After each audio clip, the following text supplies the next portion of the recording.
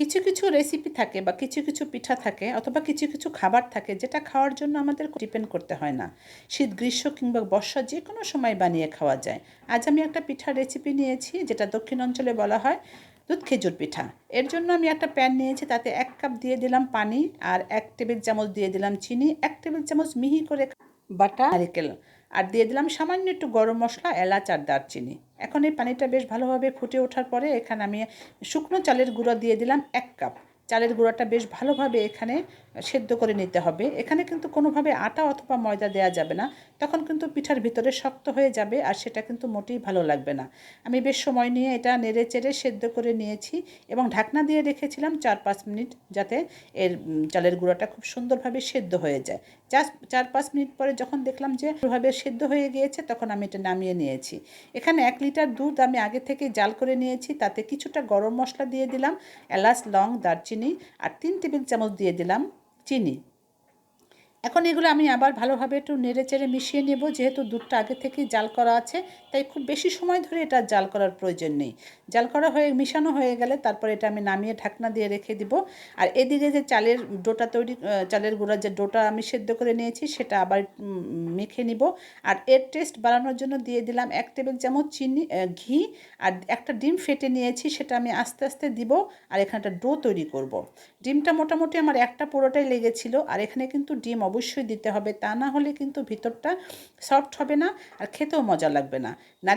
নারকেল বাটা আর ডিম এই দুটোর সমন্বয়ে কিন্তু পিঠাটার টেস্ট অনেক বেড়ে যায়। আমি বেশ ভালোভাবে এটা মেখে নিয়েছি এবং তারপরে ছোট ছোট লেচি কেটে নিয়েছি এবং দেখাই যাচ্ছে আমি লম্বা করে এটা আবার লেচির মতো কেটে নিয়েছি। এখন যেটা আমাদের যে ছাঁকনি থাকে, সেই ছাঁকনির উপরে আমি এটা বসিয়ে দিয়েছি। এর ডিজাইনটা একটু ক্রিয়েট হবে আর মাঝখানে গোল করার জন্য আমি এরকম একটা চপস্টিক দিয়ে তৈরি করে নিচ্ছি। এটা আসলে আমার আম্মারা করতো, কলা গাছের খোলের যে ভিতরের প্রলেপটা তুলে নিত সেটাতে, আর এই চপস্টিকের পরিবর্তে পাটখুরি দিয়ে করতো। সেটা ডিজাইনটা কিন্তু অপূর্ব ছিল। আমি আম্মার কাছে প্রায়শই এই পিঠাটার জন্যই খুব ডিমান্ড করতাম, আমার কাছে খুবই ভালো লাগতো।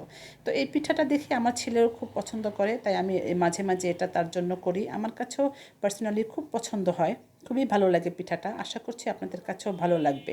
দেখাই যাচ্ছে আমি কিভাবে প্রতিটা পিঠা এভাবে বানিয়ে নিয়েছি।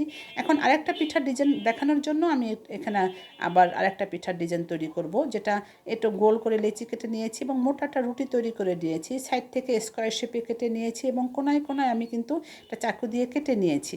কেটে নিয়ে হাত দিয়ে এটাকে সেই সেঞ্চুরির পাতার মতো ডিজাইন করে নেব। এটাও কিন্তু এই পিঠার সাথে খুব সুন্দর একটা ডিজাইন হয়। একই রকমের ডিজাইন না করে একটু চেঞ্জ করেও কিন্তু এটা করা যায়। তো যাই হোক, আপনাদের কাছে নিশ্চয়ই ভালো লেগেছে। আর এই পিঠাটা কিন্তু সত্যি অপূর্ব লাগে খেতে, যে কোনো সময় কিন্তু এটা বানিয়ে খাওয়া যায়। আশা করছি রেসিপিটা আপনাদের কাছে ভালো লেগেছে। ভালো লাগলে আমার চ্যানেলটি প্লিজ সাবস্ক্রাইব করে দিবেন আর লাইক কমেন্ট শেয়ার করে আমার সাথেই থাকবেন।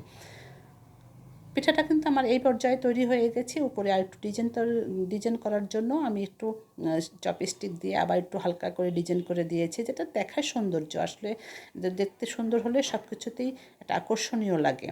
সবগুলো পিঠা আমি একইভাবে তৈরি করে নিয়েছি। যতগুলো পিঠা ছিল ততগুলোই কিন্তু ওইভাবে তৈরি করে নিয়েছি। আর এই পিঠাগুলো তৈরি করে কিন্তু জমা করা যাবে না, পারলে সাথে সাথেই ভেজে নিতে হবে। যদি একটা হেল্পিং হ্যান্ড থাকে তাহলে তো কথাই নেই, একজনে বানাবে একজনে ভাজবে, তখন কিন্তু পিঠাটা খুব সুন্দর হয়। আর যদি রেখে দেন তখন কিন্তু চালের গুঁড়ো দিয়ে যেহেতু বানানো আছে, তাহলে তাতে কিন্তু এটা ফেটে যাওয়ার সম্ভাবনা থাকে। তাই এটা চেষ্টা করতে হবে বানানোর সাথে সাথে এটা ভেজে নিতে। আমি আর 2-1টা পিঠার ডিজাইন করে এদিকে আমি এটা প্যানে পর্যাপ্ত পরিমাণে তেল দিয়ে নিয়েছি, তেলটাও কিন্তু গরম হচ্ছে। তারপরে আমি সমস্ত পিঠাগুলো ডুবো তেলে ভেজে নিব। এই পিঠাটা ভাজার জন্য খুব বেশি সময় প্রয়োজন নেই, যেহেতু ডিম আর নারিকেল আছে ভিতরে, খুব অল্পতেই সফট হয়ে যাবে। আর প্রতিটা বাইটে বাইটে কিন্তু আপনি নারিকেলের একটা ফ্লেভার পাবেন, যেটা কিন্তু খুবই মজার একটা খাবার হয়। তো আমি এপিট ওপিট করে খুব ভালোভাবে ভেজে নিয়েছি। খুব যে ব্রাউন কালার করতে হবে তা কিন্তু না, এটা এমনিতেই খুব সুন্দর সফট হয়ে যায়।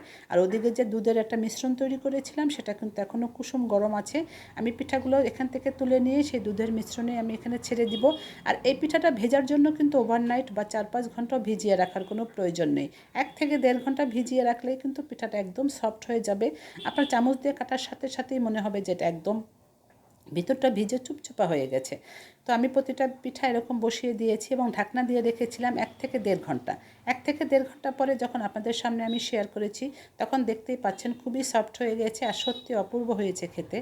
ভালো লাগলে অবশ্যই বাসায় একবার ট্রাই করবেন, আর খাওয়ার পরে অবশ্যই আমাকে কমেন্টে জানাবেন। সবাই ভালো থাকবেন, সবাই সুস্থ থাকবেন। আবার নতুন রেসিপি নিয়ে চলে আসব। সেই পর্যন্ত আল্লাহ পাক আপনাদের সবাইকে ভালো রাখুক। আল্লাহ হাফেজ।